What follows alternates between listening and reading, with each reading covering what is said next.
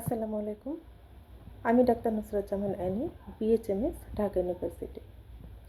শীতে hair fall বা চুল পড়া অনেকেরই বেড়ে যায়।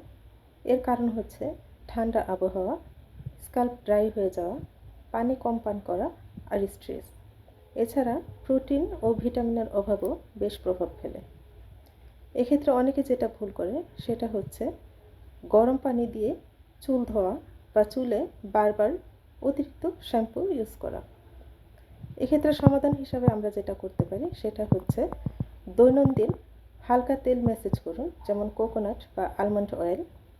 সঠিক ডায়েট নিন, যেমন প্রোটিন, আয়রন, ভিটামিন ই সমৃদ্ধ খাবার খাওয়া খুব জরুরি। এছাড়া বেশি বেশি পানি পান করুন, যেটা খুবই জরুরি। চুলে অতিরিক্ত শ্যাম্পু ব্যবহার করা থেকে বিরত থাকুন। হোমিওপ্যাথিতে পেশেন্ট ওয়াইজ সিমটোমেটিক্যালি মেডিসিন দেওয়া হয়। চুল পড়ার সমস্যা যদি দীর্ঘদিন চলতে থাকে তাহলে ডাক্তারের কাছে যান। রিলটা সেভ রাখুন।